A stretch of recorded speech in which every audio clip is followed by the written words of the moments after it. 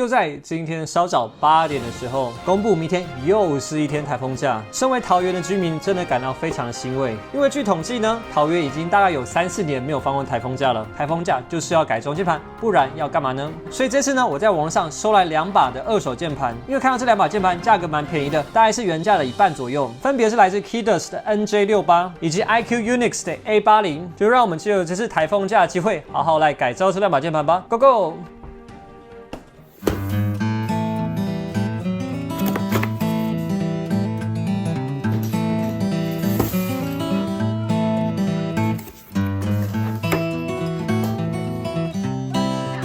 嗨，各位好，我是就是爱念旧旧，欢迎大家收看这次的台风天键盘改造影片。最近呢，我掐指一算，我开始玩键盘大概有1年半，这过程当中开箱了很多好用、好看的新键盘。但是在我入坑之前，过去出了键盘，其实我很少有机会买到，理由不外乎是键盘太多买不完，以及以前的键盘真的是比较贵。所以首先就让我们来看这把 NJ68 好了，这把键盘当下的价格大概是2000块台币左右，虽然说是不太贵啦，但这把键盘看上去似乎完全没有任何的特点，就是一个普通到不行65%。68键的一个参模键盘，这个键盘的外壳呢是塑胶天包地，然后底部呢除了一段式脚撑、电源开关以及这个名牌之外，乍看之下真的毫无特色。不过说到 Keydus 他们家键盘最有名的就是他们的黄铜定位板，因为黄铜呢是一个比重比较大的一个材质，通常会用在客制化键盘的配重，增加键盘本体的重量，所以在量产键盘界用到黄铜定位板可以说是非常少见。所以现在呢，就让我们来听听看它打字音，来感受一下它的键盘的声音跟手感吧。开始。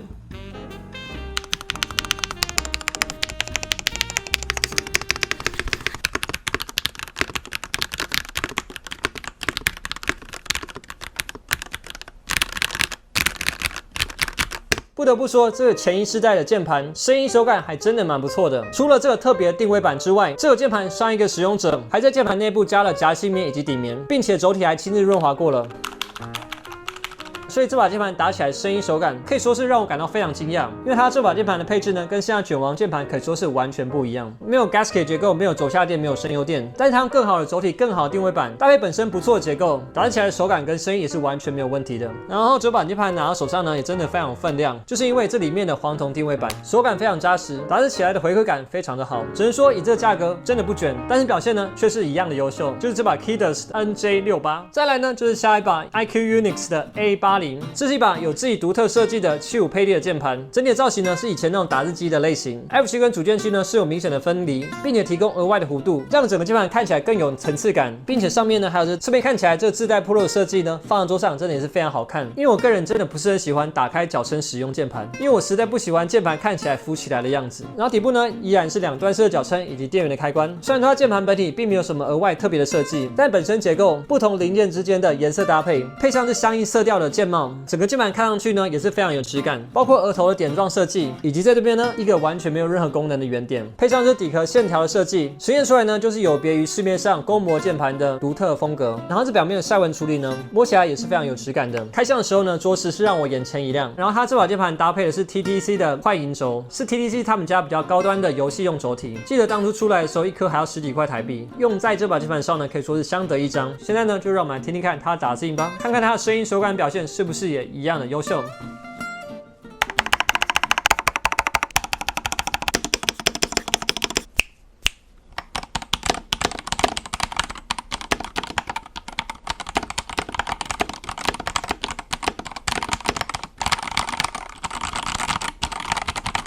这把键盘打字音呢，我只能说真的是有点吵，主要原因是这个键盘上轴体真的使用太久了，轴体的杂音真的是有点大，加上整个键盘体积比较大的关系，所以内部呢会有比较多的空腔，导致轴体的杂音获得相当程度的放大。待会呢应该要好好想办法处理一下。不过呢，这个大件真的让我非常印象深刻，手感非常好，完全没有杂音。因为呢，它使用的并不是一般的卫星轴，而是比较早期那种平衡感的结构。平衡感搭件的优点呢，就是在于扎实以及稳定，但缺点呢就是比较难安装，并且比较难调教。所以基本上这几年的新键盘，你是看不到有平衡感的大件的。这把键盘呢，也是我第一次入手平衡感的键盘。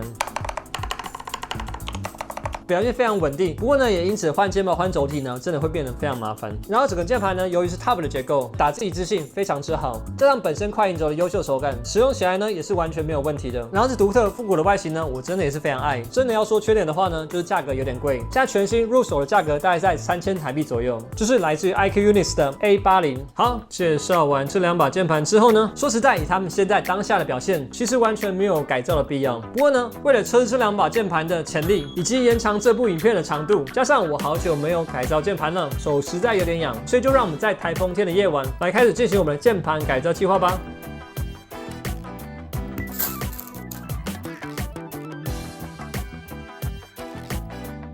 好。经过如此这般之后呢，键盘就完全拆解开来了。上一个买家搭配的键帽是爱飞的双色珠数 PBT 键帽，品质还行，质感还不错。轴体是使用 SP 的流星白轴手润过的，蛮顺滑的，手感还不错。只是它声音呢不是现在主流的麻将音，然后是我们键盘上盖表面晒纹的处理，质感还不错，用料强度也都还不错。接下来呢，就是在它的黄铜定位板，重量非常重，然后整个键盘的共振也会因此比较小声一点，打字起来手感会非常扎实。背部呢就是这个 Poron 的夹心棉，然后是热插拔的 PCB 上灯位，然后底壳呢也有 Poron 底棉，然后还有一个3100毫安培的锂电池。好，基本上整个键盘就是这样子，其实需要改造的地方也不太多，这样子。只是呢，我还是希望它声音更集中好听一点，所以除了这个夹心棉之外，我决定使用这个麻将音神器 IXP 的轴下垫，是我很久以前开到孔的。由于这个配垫呢实在是太大众了，所以刚好呢我可以直接拿来用，并且呢为了减少整个内胆跟整个键盘的共振，我决定在内胆以及底壳接触的地方上这个 O-ring， 就是这个圆形的橡胶环，可以减少之间的共振。所以就是放上去就好了。然后接触点有2个，分别上一个 O-ring， 然后再放上我们的轴下垫，再来就是我们 PCB 装回去，上我们的螺丝。好，然后装回我们的底壳就会结束我们这次改造，并且呢，我决定要把它轴体换掉，换成我们这个胖虎 V8 冰草轴，是一个加长手心提升处理的声优轴。所以现在呢，就让我们把它组装回去，来完成这把 NJ68 的改造吧。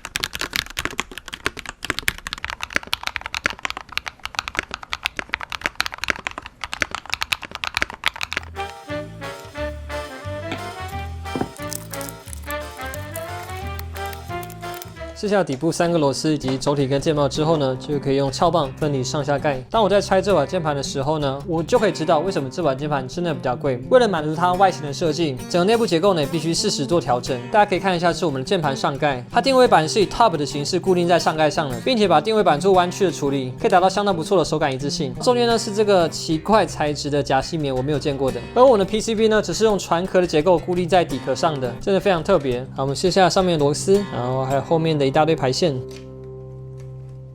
好，这就是我们热插拔的 PCB， 上灯位但是没有灯，对，这真的是一个比较年代久远的键盘。然后 F 区跟组件区是分离 PCB 的设计，然后底部呢，由于结构的关系，所以空腔蛮多的，所以当你在打 F 区的时候，会有明显的空腔音，这基本上是无可避免的。上面部分比较少用，而且比较难操作，所以今天的改造呢，主要还是着重在我们内胆上，有这个我不知道是什么材质的夹心棉换成这个颈上的 Poron 棉，然后我们可以先放在定位板上，然后使用这个路边捡来祖传的 P1 手下垫。然后就可以将我们 PCB 组回去。然后下一步呢，就是要使用我们的老朋友，我们的封箱胶带来进行我们的 TEMA， 为了让声音能够更集中，能够封在内胆里面。经过一番辛苦奋斗之后，对，就改装差不多了。最后呢，我们要把这个快银轴稍微润一下。这把键盘上个卖家应该使用了有几年的时间，所以它原本的场润已经渐渐消失，所以它的杂音就变得很大。所以这次呢，我们使用 GPL 105加205的混合油来对这轴体进行润滑，完成这把键盘的改造。开始动作哦。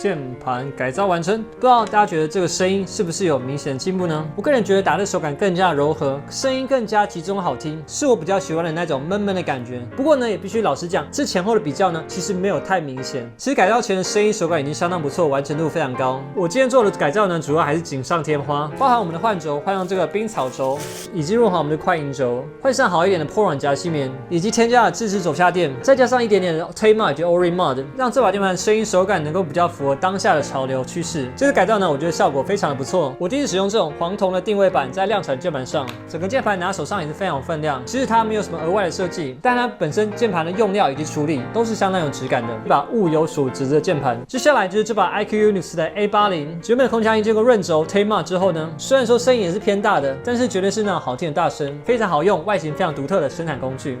虽然说价格着实是贵了一点，但是单就这个外形设计，我是愿意为它买单的。好，以上就这两把键盘的改造以及心得，只能说上一个世代的键盘的确不便宜，然后也不卷，声音手感可能不是现在大家喜欢那种所谓的麻将音，但它本身的结构设计、做工跟质感，却也是比那些卷王键盘好得多了。所以还是回到那句话，一分钱一分货，便宜有便宜的理由，贵有贵的道理。以上就是这部影片所有的内容了。明天是台风假第2天，在这边还是提醒大家注意安全，没事千万别出门，在家玩键盘看我的影片就好了。我是不是很喜欢放台风假的Joe，我们下部影片再见喽，拜拜。